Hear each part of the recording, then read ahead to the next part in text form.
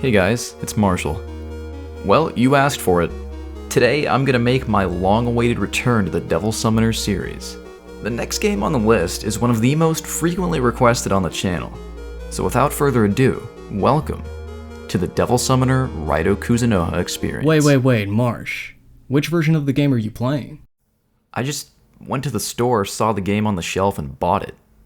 Is there really that big of a difference? Well, this is usually the part where you would go over the differences. Well, can you stop interrupting But me? considering you somehow got lost and ended up on my channel, I guess I'll be the one doing that for you today. Devil Summoner is a series that's had quite a few phases. What started off as a simple detective spin-off of Shin Megami Tensei in the Sega Saturn days would eventually return in the PlayStation 2 era to stand alongside some of the other legendary cult classics, such as Nocturne, Digital Devil Saga, and Persona, as the only hack-and-slash game among them. I'm not gonna get too into the history of this game, as I'd rather get into that in a proper series retrospective one day. So the short version is that a few months ago, Atlus announced they were to release a remaster of Devil Summoner Raidou Kuzunoha vs. the Soulless Army. This was announced literally the day I flew out of town, and I saw this shortly after my plane landed. One of the little things that stuck out to me about this remaster was that it wasn't just a one-to-one rebuild of the original like with Nocturne HD.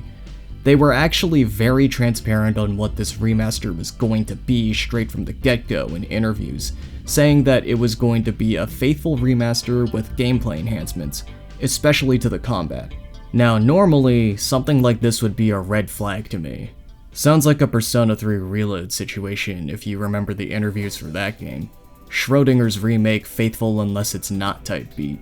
I know it's calling itself a remaster and not a remake, but most remasters don't really make it a point to make heavy changes to the gameplay.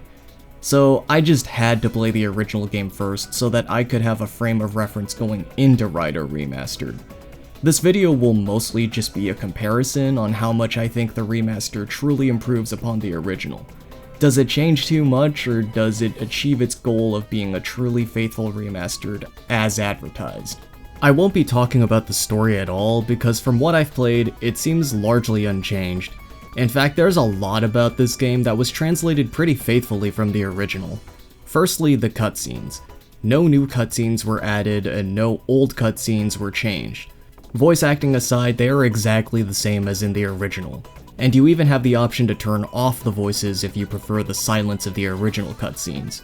Secondly, the map design. The original game had these fixed camera angles and pre-rendered backgrounds that break if you try to play the game in widescreen. I was initially wondering how well this would translate into the new 3D environments for the remaster, and the answer is surprisingly better than you'd think. Most of the fixed camera angles are kept even with the 3D recreations of all the areas, though one of the benefits of having the 3D environments is that the remaster has the luxury of dialing back on a few of the fixed angles in areas where it would be more disorienting. The street alongside the detective agency keeps the camera moving with you instead of having two separate camera shots.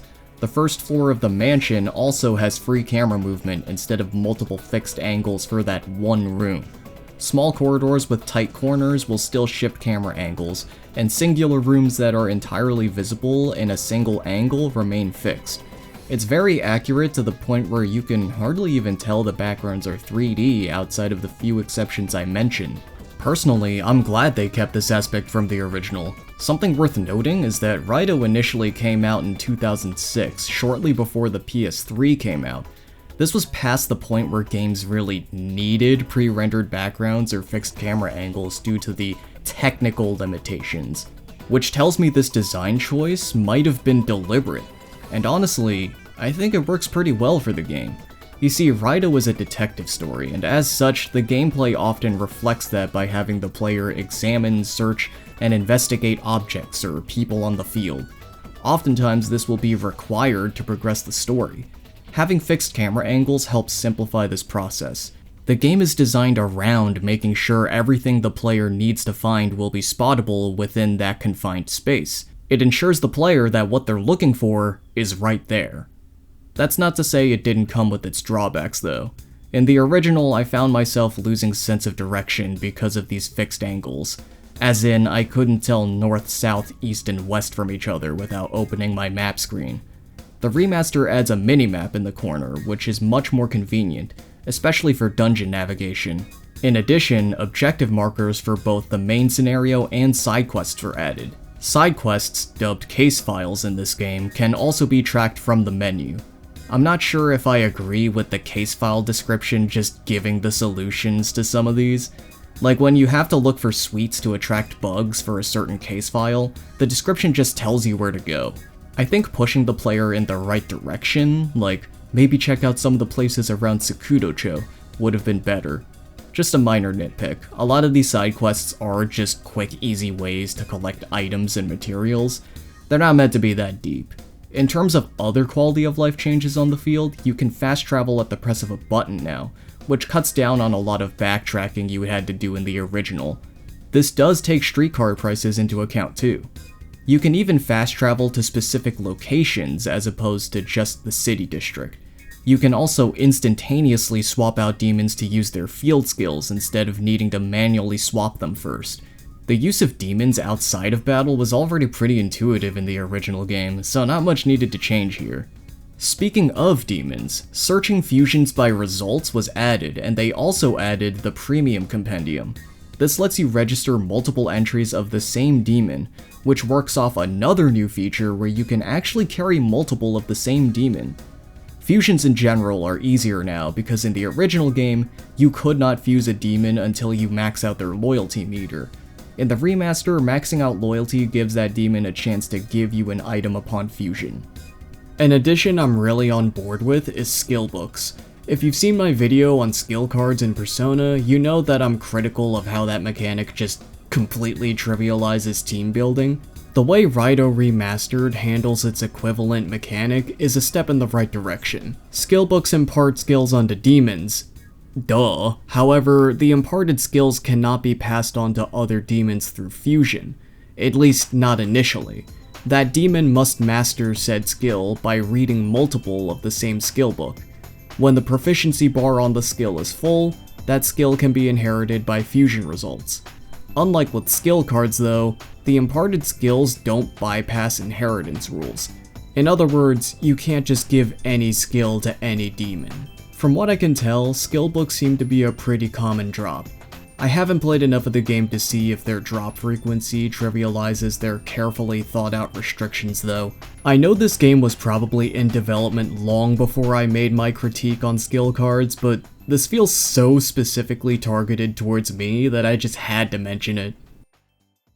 You also don't have to fuse demons into your weapon to upgrade it anymore, but we'll get back to that in a bit when we talk about the combat changes. Wait, I just realized I think I'm actually done with quality of life features. Okay, never mind, let's get into the combat. Alright, time for the part everyone was really waiting for. No, really, this is the part that both the player base and the development team were the most eager to see enhanced. Every person I asked about Raidou 1 would tell me they didn't like the combat, but I didn't really know why. No one really elaborated. Was it because it's poorly designed, or is this like a Persona 3 situation where it's actually pretty well designed, but understandably not to most people's tastes? So then I played the original game for myself. And now I get it. See, the problem with the original game's combat isn't that it's horribly designed, it's that there's hardly anything to criticize. Raidou has 3 sword techniques: the basic 3-hit combo, the spin attack, and the lunge. That's it. You don't get anything else for the rest of the game. But hey, you can shoot your gun. Technically, your basic hits can total up to the most damage, but most of the time, it's just quicker and safer to spam the lunge over and over, which is apparently called Tekisatsu, at least that's what it's called in Nocturne Chronicle Edition. The idea behind Raidou Remastered was to make the combat more like Raidou 2, while adding some of its own unique features. I haven't played Raidou 2 as of yet, so I don't really have that frame of reference. So if I'm talking about any backported mechanics like it's the first time I've seen them, that's exactly why. Your demons actually pull a good amount of the weight in both versions, but in the remaster, they were simultaneously improved and downgraded. In the remaster, you can summon 2 demon allies at once instead of just 1. But they also give you less AI options. You can directly command them once, but then they just immediately reset to acting freely. And instead of having specific AI behaviors you can set them to, you now just toggle whether or not they use skills that consume your mag. Instead of demons having their own MP bars, all skills consume a shared magnetite meter. Mag can be restored by using weak slashes on the enemies, while heavy slashes don't. In both the original and the remaster, you can stun enemies for a short time by striking their elemental weaknesses. In the remaster, however, there's even greater incentive and potential reward for doing so than before. See, because you and all your demons all share one resource bar for using skills, combat becomes a balancing act of capitalizing on damage while keeping your mag up as much as possible. Enemies that are stunned by their weakness actually drop more mag from light attacks than they would otherwise, but also take more damage from heavy attacks. This adds a layer of on-the-spot decision-making where you have to weigh which types of attacks are more worth it at the moment. Should I go all in with light attacks and get a full mag bar? Am I confident in the amount of mag I have and just want to capitalize on damage? Or do I care more about prolonging my combo by using a mix of light and heavy attacks, without ever reaching the finisher for either? And believe me, there is a good reason you want to keep up your combos. The longer your combo is, the faster you can charge up your spirit energy. This is where sword alchemy might come into play. While Raidou always uses a katana, the way you upgrade your weapon can take you down different skill paths. Each route will simulate a different type of weapon in your heavy attack combos. You've got your standard sword, the spear, and the axe. Be aware of their different swing speeds and power to capitalize on damage, and keep your combo going. Personally, I prefer the spear. Longer combos means more spirit energy. With enough, you can perform a spirit slash, basically a big screen nuke that damages all enemies. The element of said attack will always be whatever hits the most weaknesses or just deals the most damage to the majority of the enemies there. This sounds busted in principle, and I was initially kind of worried this would turn into a theurgy situation.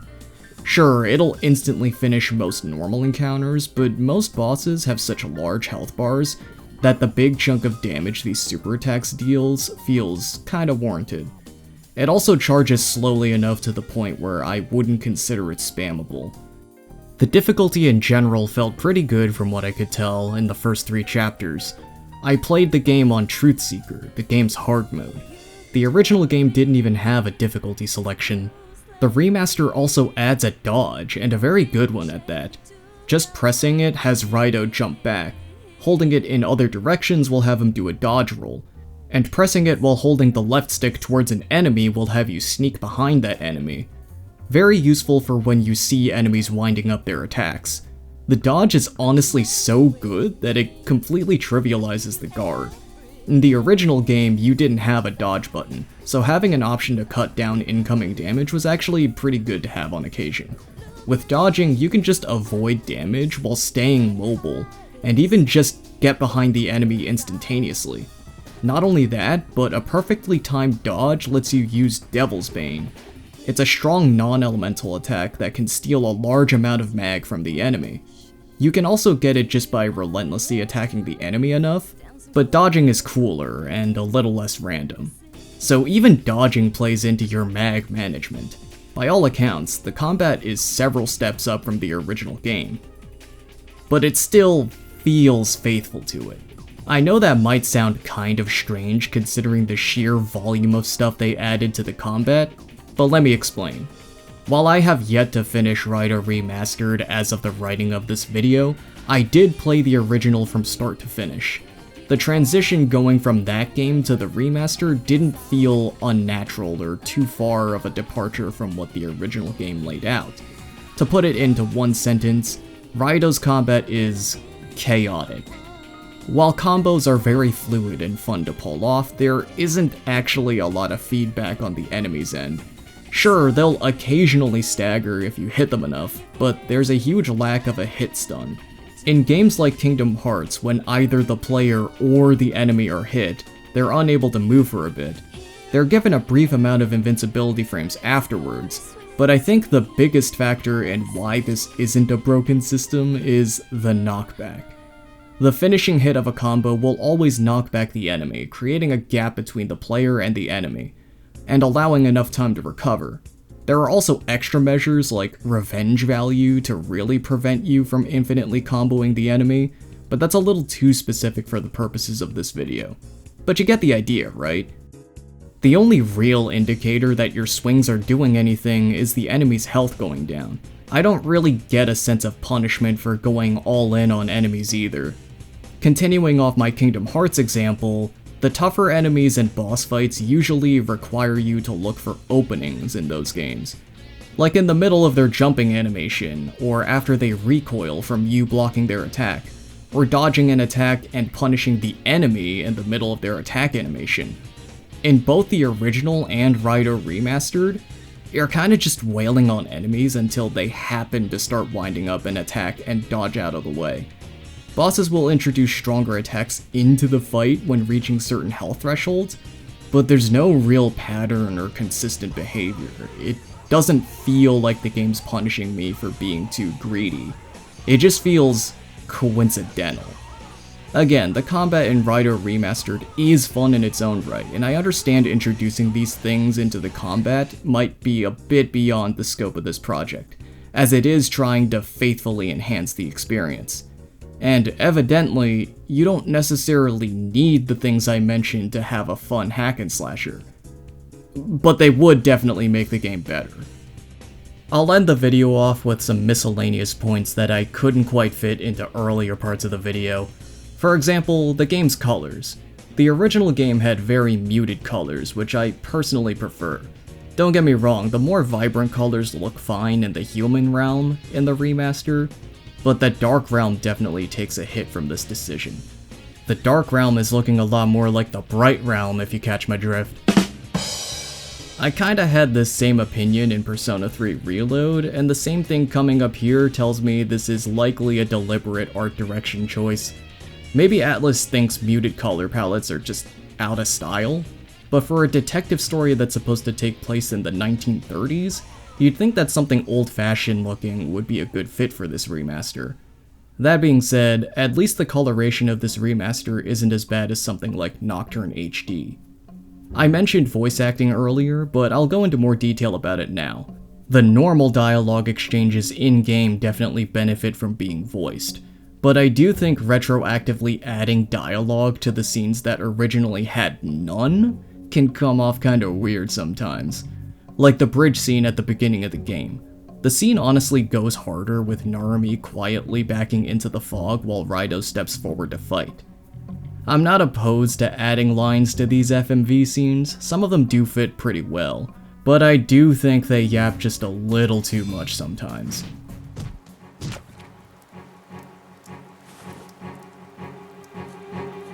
What? Whoa! Wait!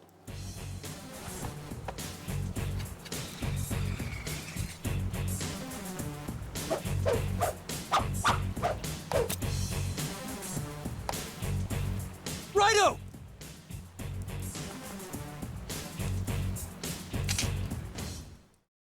The music for most of the remaster is pretty much identical to the original games, but it's not overly compressed like in Nocturne HD. There are a few new tracks introduced in this remaster though. Some optional fights for case files actually use remixed battle themes. There's a remix of the original Devil Summoner's boss battle theme.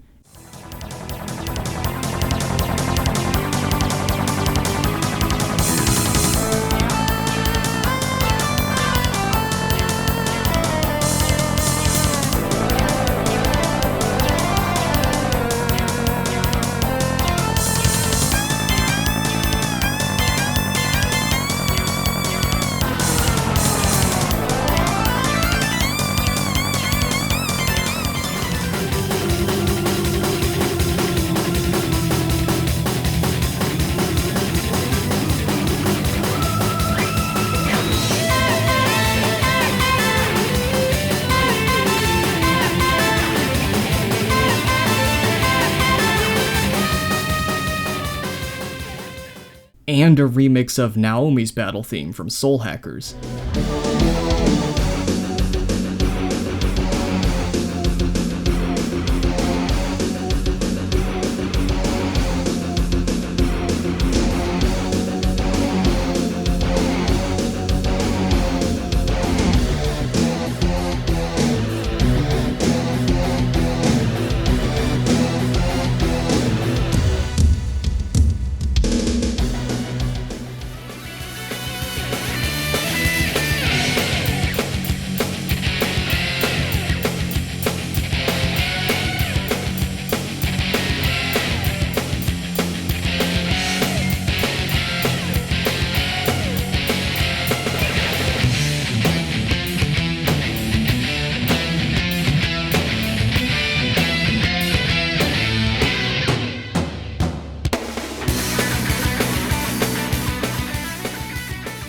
These remixes are actually taken from the Devil Summoner Hyper Rearrange album. They're still by Shoji Meguro, the one who did the music of the original game, so these remixes feel right at home in this remaster. This is not a comprehensive comparison by any means. These are all just things that I noticed upon getting to try this game for myself. Huge thanks to Atlus for sending me the game a week early so I could take the time to sink my teeth into it. Unfortunately, I can't recommend this game to you. It is with a heavy heart that I must inform you that they did not recreate the second opening loop from the PS2 version in stunning HD graphics. I know that for a lot of you, this will be a huge deal breaker.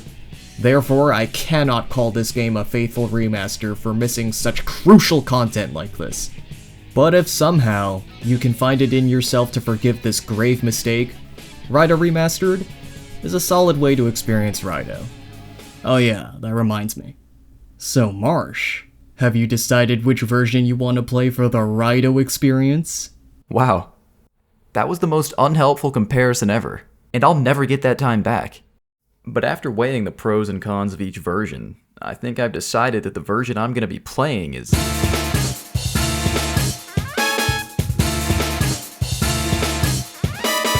You get it, guys? The joke's that he interrupted me again.